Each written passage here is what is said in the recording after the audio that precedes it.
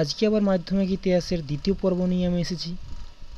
আজকে অতি গুরুত্বপূর্ণ কয়েকটি প্রশ্ন নিয়ে আলোচনা করব। সেই প্রশ্নের সঙ্গে প্রশ্নের মধ্যেই লুকিয়ে থাকা কয়েকটি বিশেষ তথ্য নিয়ে আলোচনা করব। তো যাই হোক, শুরু করা যাক। প্রথম প্রশ্ন, বঙ্গদর্শন পত্রিকার সম্পাদক কে ছিলেন? তো উত্তর হলো গিয়ে বঙ্কিমচন্দ্র চট্টোপাধ্যায়।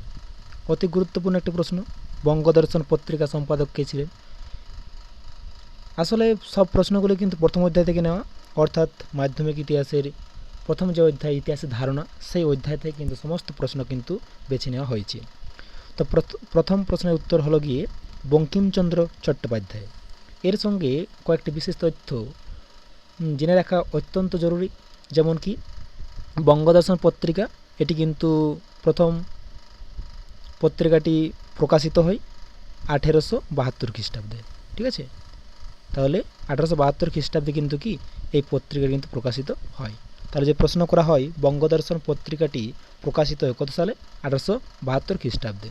দ্বিতীয়ত তো কি, দ্বিতীয়ত আরেকটি গুরুত্বপূর্ণ তথ্য, এই পত্রিকাটি ছিল কিন্তু কি বলতো, মাসিক পত্রিকা। তবে যদি প্রশ্ন করা হয় যে বঙ্গদর্শন পত্রিকাটি ছিল একটি পাক্ষিক, মাসিক এবং দৈনিক পত্রিকা, তাহলে উত্তরে হবে গিয়ে মাসিক পত্রিকা। ঠিক আছে, এই দুটি অত্যন্ত গুরুত্বপূর্ণ তথ্য কিন্তু তোমাদেরকে অবশ্যই মনে রাখতে হবে। যাই হোক, দ্বিতীয় প্রশ্ন হলো গিয়ে সোমপ্রকাশ পত্রিকা সম্পাদক কে ছিলেন? অত্যন্ত গুরুত্বপূর্ণ একটি প্রশ্ন এই অধ্যায় থেকে। তো এর উত্তর হলো গিয়ে দ্বারকানাথ বিদ্যাভূষণ। ঠিক আছে, তাহলে যদি প্রশ্ন করা হয় সোমপ্রকাশ পত্রিকা সম্পাদক কে ছিলেন? দ্বারকানাথ বিদ্যাভূষণ। এবং এর থেকেও কিন্তু কয়েকটি গুরুত্বপূর্ণ তথ্য তোমাদের জেনে রাখা অত্যন্ত দরকারি, কারণ সেগুলি কিন্তু এমসিকিউ বলো, এসিকিউ বলো, প্রশ্ন কিন্তু হয়েই থাকে। অর্থাৎ একটি বাক্যে উত্তর দাও, মাধ্যমিকের যে প্রশ্ন কয়েকটি থাকে 4টি, সে তার মধ্যেও কিন্তু এই প্রশ্নগুলো হয়ে থাকে। অর্থাৎ তোমাদের কিন্তু জেনে রাখা অত্যন্ত জরুরি বা ভীষণ জরুরি। তো দেখো, তথ্যগুলি হলো সোমপ্রকাশ পত্রিকার সাল, অর্থাৎ প্রকাশকাল 1858 সাল। ঠিক আছে, 1858 সালে কিন্তু সোমপ্রকাশ পত্রিকাটি কিন্তু প্রথম প্রকাশিত হয়, এবং এই পত্রিকাটি ছিল কিন্তু সাপ্তাহিক। ঠিক আছে, এই পত্রিকাটি ছিল কিন্তু কি সাপ্তাহিক পত্রিকা। তাহলে যে প্রশ্ন করা হয় সোমপ্রকাশ পত্রিকাটি ছিল একটি কীরকম পত্রিকা? সাপ্তাহিক পত্রিকা। ঠিক আছে, অপশান থাকে এমসিকিউতে সাপ্তাহিক, মাসিক, দৈনিক, পাক্ষিক। কীরকম না সাপ্তাহিক। অত্যন্ত গুরুত্বপূর্ণ একটি প্রশ্ন, ভিভিআই। ঠিক আছে, এই প্রশ্নটার উত্তর কিন্তু তোমাদের জানতেই হবে। তৃতীয় আরেকটি কিন্তু অত্যন্ত গুরুত্বপূর্ণ তথ্য সোমপ্রকাশ থেকে, যেটি হলো এটি কিন্তু মানে ভারতের প্রথম রাজনৈতিক পত্রিকা।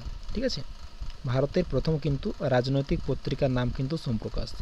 অর্থাৎ এই পত্রিকাতেই কিন্তু রাজনৈতিক পর্যালোচনা কিন্তু করা হয় এবং রাজনৈতিক চেতনার কিন্তু বিকাশ ঘটানো হয়, এবং রাজনৈতিক চেতনা সম্পর্কিত বিভিন্ন তথ্য কিন্তু আলোচিত হয় এই পত্রিকার মাধ্যমে।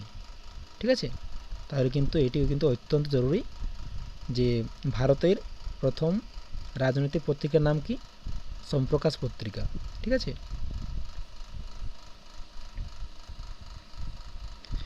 পরবর্তী প্রশ্ন, নমো হিন্দুস্থান। নমো হিন্দুস্থান গানটির রচয়িতাকে? উত্তর হলো গিয়ে সরলা দেবী চৌধুরানী। ঠিক আছে, এটি কিন্তু অত্যন্ত গুরুত্বপূর্ণ একটি প্রশ্ন। নমো হিন্দুস্তান গানটির রচয়িতাকে? সরলা দেবী চৌধুরানী। এবং এখান থেকে কয়েকটি অত্যন্ত গুরুত্বপূর্ণ তথ্য যেগুলো তোমাদের জানা কিন্তু আবশ্যক, সেরকম তথ্যগুলি হলো যে নমো হিন্দুস্তান গানের রচয়িতা কিন্তু সরলা দেবী চৌধুরানী, এবং এই সরলা দেবী চৌধুরানী, ঠিক আছে, এর আত্মজীবনী কিন্তু জীবনের ঝরাপাতা। জীবনের ঝরাপাতা, জীবনের ঝরাপাতা। ঠিক আছে, এটি কিন্তু কি বলতো সরলা দেবী চৌধুরানী এর আত্মজীবনী, তার নাম কি? জীবনের ঝরাপাতা।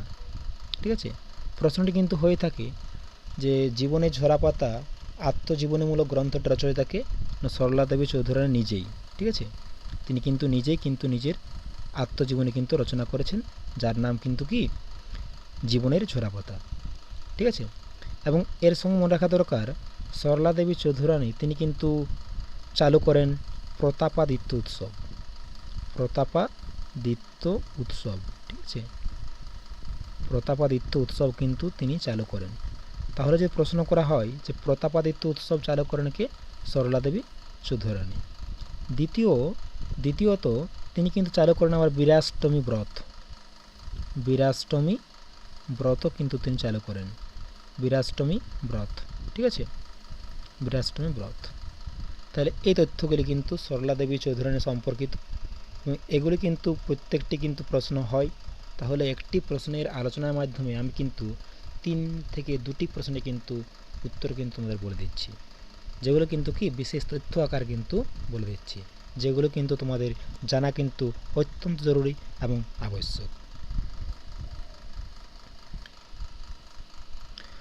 পরবর্তী প্রশ্ন, সরকারি নথিপত্র কোথায় সংরক্ষণ করা হয়?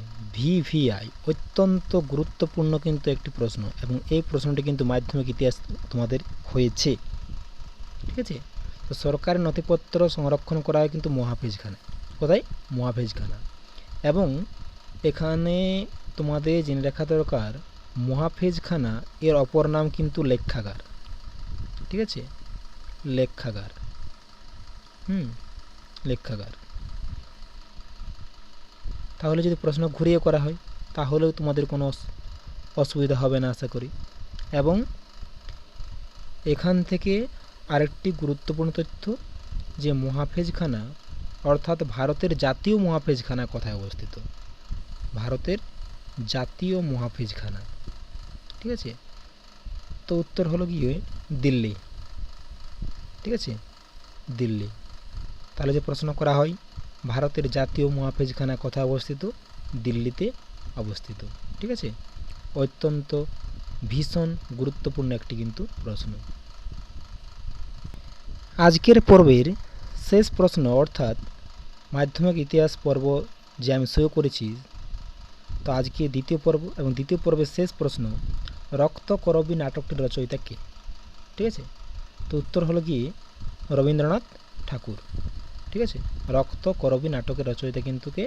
রবীন্দ্রনাথ ঠাকুর। এবং রবীন্দ্রনাথ ঠাকুর রচিত আরও কয়েকটি নাটক যেগুলো কিন্তু অত্যন্ত গুরুত্বপূর্ণ, সেরকম কিন্তু নাটকগুলি হলো বিসর্জন, অত্যন্ত গুরুত্বপূর্ণ বিসর্জন। যদি প্রশ্ন করা হয় যে বিসর্জন নাটকটির রচয়িতাকে? রবীন্দ্রনাথ ঠাকুর, ঠিক আছে। এর সাথে জেনে রাখা দরকার বাল্মীকি প্রতিভা, ঠিক আছে, এটিও কিন্তু একটি নাটক, বাল্মীকি প্রতিভা। এই নাটকের এই রচয়িতাও কিন্তু রবীন্দ্রনাথ ঠাকুর। তাহলে রবীন্দ্রনাথ ঠাকুর রচিত রক্তকরবী নাটক, তার সঙ্গে দুটি গুরুত্বপূর্ণ তথ্য আমি তোমাদেরকে বলে দিলাম, বাল্মীকি প্রতিভা এবং বিসর্জন নাটক, এই দুটি নাটকের রচয়িতাও কিন্তু রবীন্দ্রনাথ ঠাকুর। তাহলে এই প্রশ্নগুলি তোমরা কিন্তু মনে রাখবে। আজকে এখানেই শেষ করছি মাধ্যমিক ইতিহাসের প্রথম অধ্যায়ের অর্থাৎ ইতিহাসের ধারণা যে অধ্যায়, সেই ধারণা অধ্যায়ের আজকের পর্ব, ঠিক আছে। ধন্যবাদ।